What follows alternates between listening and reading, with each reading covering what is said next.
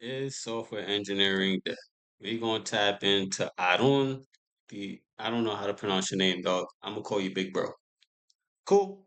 Is software engineering dead? I literally built two web applications, combined them together, built my portfolio site, then built a 75 hard tracker, and I did this all in like 14 hours. I live streamed half of it, and in that live stream, you can even see I wasn't even coding. I was just talking to the chat and fiddling around with API keys. Is software engineering over?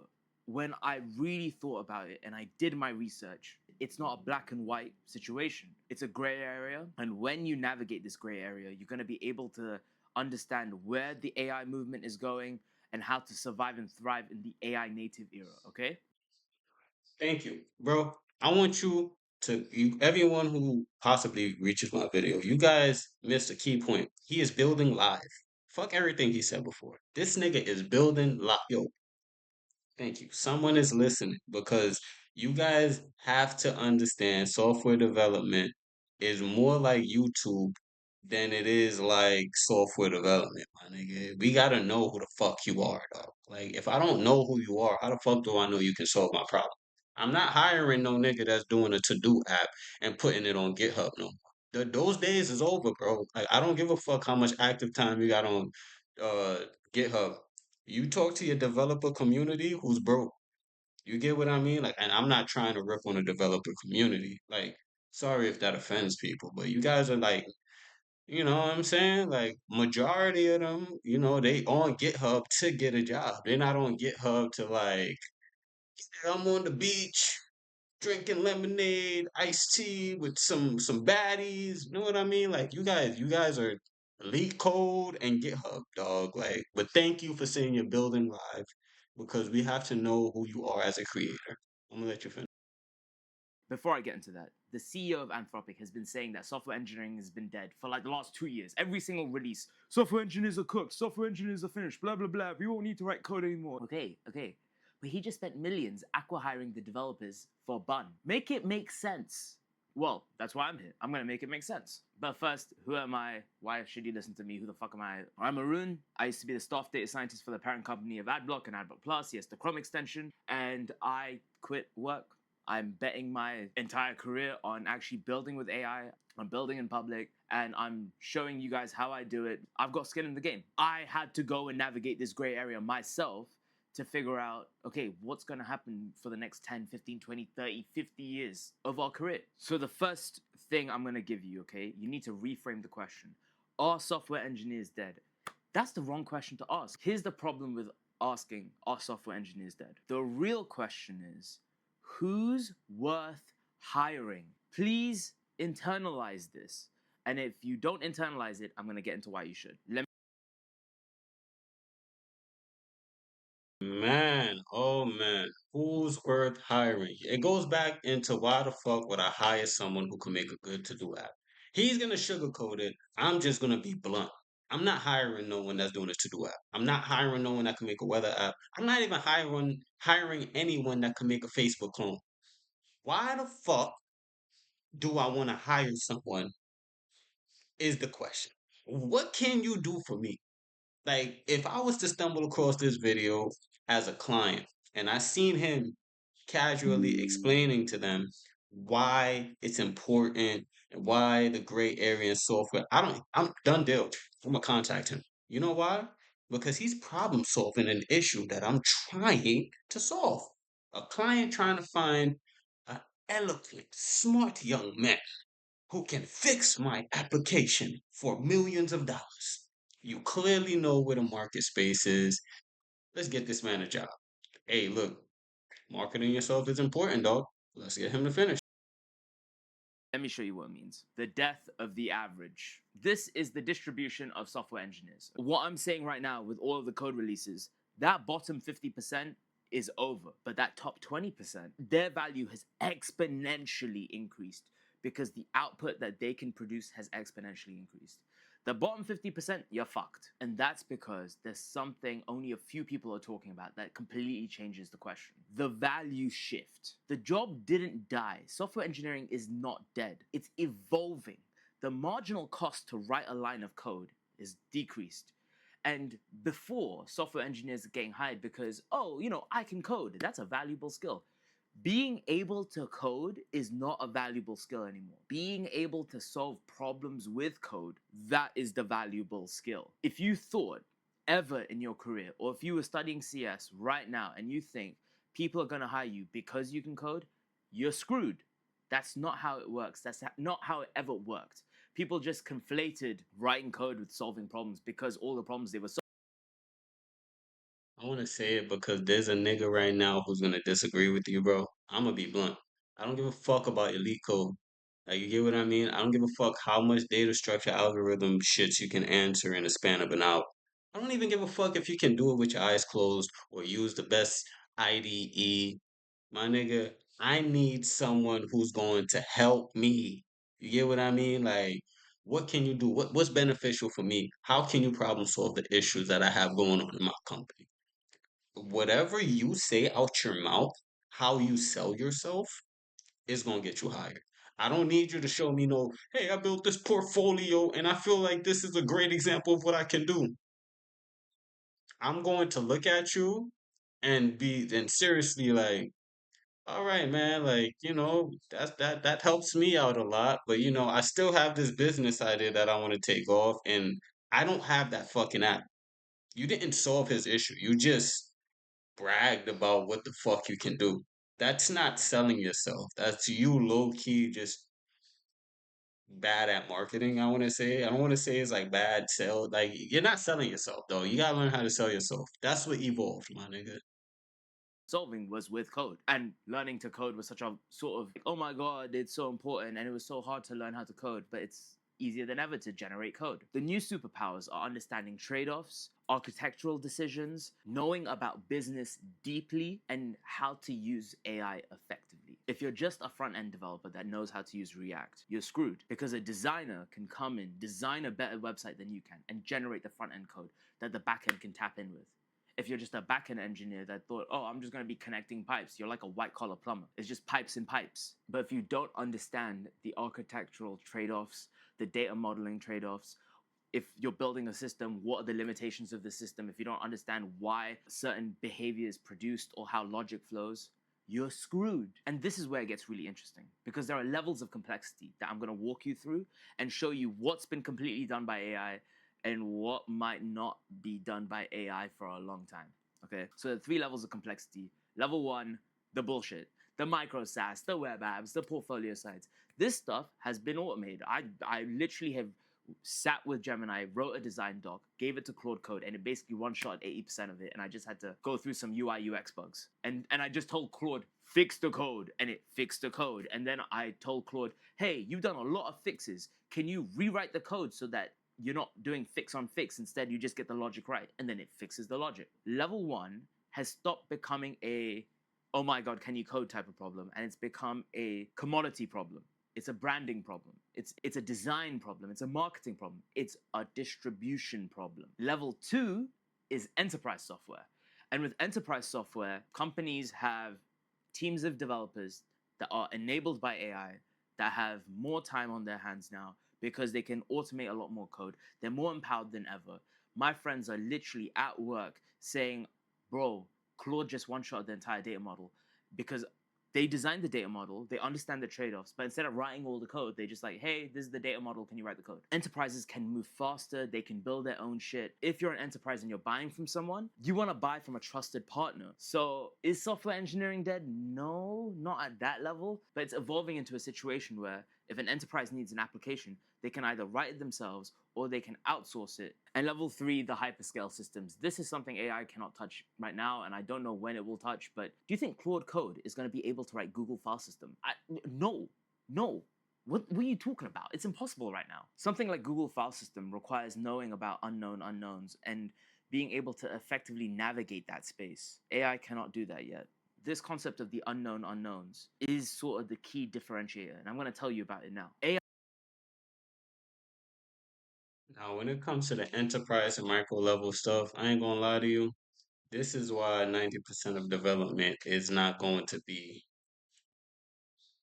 the same. You get what I mean? I guess when you think about development back then, It was coming to a person, sitting down, having a creative dialogue, and you being able to process that creative dialogue the same way AI can do, and being able to output it. It's like being a producer to a rapper. The rapper needs a specific type of beat, a sound. He comes to the beat person, and he might go through a couple beat producers until he finds his exact sound. Same thing that a developer was doing back then. It's literally the same shit. Now, which music hasn't touched yet, uh, a client doesn't need to have that creative conversation with you. They can literally have it with AI, and like that's where the enterprise level comes in. Now, on the enterprise level, they have it with AI, and if they don't feel like they're comfortable integrating it to their business, they pass off the task, not the job, the task that's required that was generated with the AI. They had that creative conversation already. Yeah, here, this is what I need. Now, on the third level, which is like hyperscale and shit, I'm not gonna lie to you, that's where more senior developers are kind of managing the people under them, managing the unknown unknowns, like the hallucinations and all of this stuff that they're trying to like, I want to say avoid when it comes to development in general. Like, you get what I mean? Just avoid because you don't want to have a situation where you make a product and then some shit happens and you have a bunch of developers on the team that's just making the product. You kind of want someone to oversee the unknowns that can happen. So that's senior developer level. Those niggas never gonna lose a job, bro. Like, I just want to keep Huncho with you. They probably gonna be the one laying your ass off. Like, ain't no more performance reviews, bro. You train the model, like, and this is the conversation that they'll probably have with that hyper level director. You're training a model to replace everyone that's working on an enterprise level to cut costs, make sure that AI is moving more efficiently, and that hyper level manager has a lot of shit on his mind. He's managing the unknown unknowns, including your fucking job. Your ass might be grass. Like, and he not even telling you that. He don't know yet. Like, if he wake up and then the shit is 80% more productive, we having a whole different conversation for the day. We might have to let you go exponentially quick. You get what I mean? But if it's like low on the productivity level, we might have to bring in more AI developers or people who can help manage because he can only do but so much with the unknown.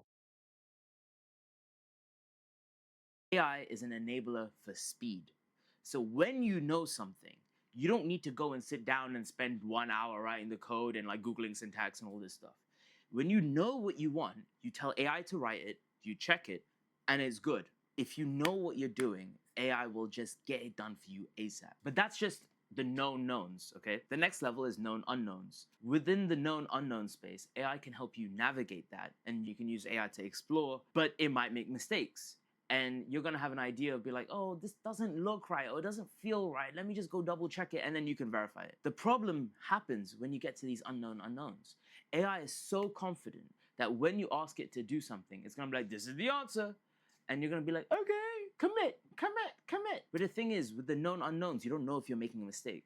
And this is where people will trip up, security issues happen, bad errors happen, and known unknowns happen all the time because when you have multiple people contributing to the database or multiple people contributing to the code base, you find that the thing you've done you know about, but the thing that someone else in the company has contributed to the code base or a different person has contributed to the code base, you might not know entirely. And if you don't go understand that system, you're fucked. So the answer to are software engineers dead? A lot of them, yeah. I would say 2/3 of software engineers are finished. But that last third, this is the most enabled you have ever been.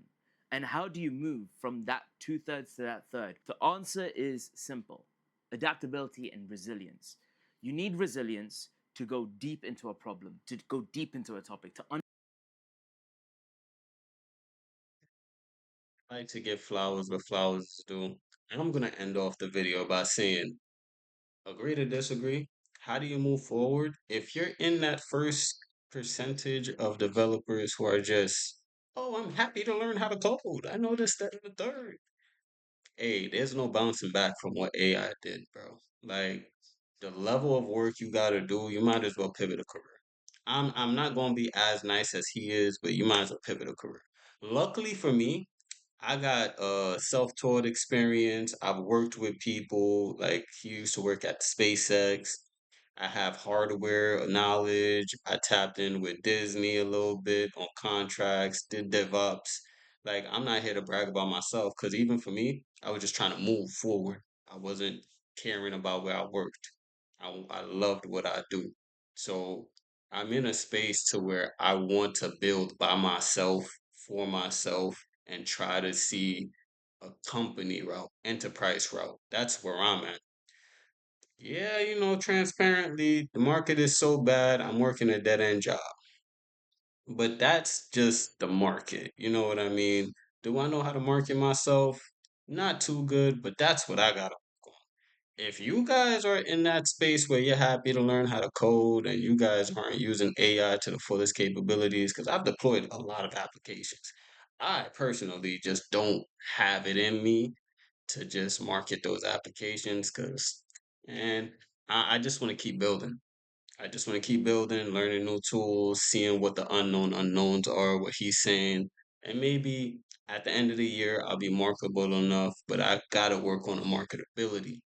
If you guys aren't at that state yet, you guys are still caring about code, don't know how to push stuff to production, or aren't even like genuinely interested in programming, which is just problem solving, you're cooked. I'm not even here to help you how to move forward. Get out of my industry, dog. It's too saturated already. I'm competing with niggas that's like 30 years experience, 60 years old, still want to program, network engineers. Like I'm more polyglot when it comes to development than actual what do I want to do? I want to do it all. I'm like Ash, catch 'em all type shit, my nigga. Like, but I know where I'm at. I'm at peace with where I'm at. That's why I can come on here and, even on my YouTube channel, it shows some experience of me trying to project myself in a specific way. So I'm not here to help people move forward. I'm here to help people who are in my situation understand that you're not alone.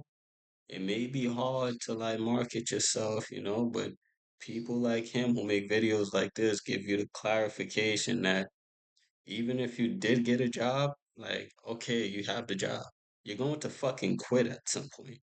Like at some point, you're gonna either leave because there's no value in working there anymore. You feel like you can do a lot of stuff on your own. Then, the other side, which is, oh, I need a job, I need a job, I need a six-figure career. And it's not about the six-figure career. I'm tired of that. So I appreciate this video. Let me see. Harun, thank you. You feel me? I'm just gonna give you a subscribe right now. I do appreciate people who kind of like touch on different topics. And yeah, dog, like me personally, I'm going to work on my skills and craft because I had a little dark hiccup. You know what I mean? I almost wanted to leave programming just because what problem could I solve right now? It seemed like AI and job hunting was the only thing I wanted to solve. And that's not why I got into the game for. You know what I mean? I got into the game specifically like Colin Furs or Rick and Morty, you could say. Like I wanted to build something. I wanted to be crazy with what I built, not job hunting all the time. That's demoralizing. And I don't want to go through four interviews just to get a rejection notice or get ghosted. And it's not even because of skills, it's because there's competition out here. And the one thing I learned about applying to jobs is even if you don't get a job, and this is what the prime agent said, make sure you always ask what you did wrong. And I wasn't doing my due diligence all the time, and I need to get back to doing my due diligence. That's what it means to be a problem solver. Being very concise, understanding what you got to do. Thank you for the code report. Thank you for the video. Like, comment, subscribe. I'll see you later.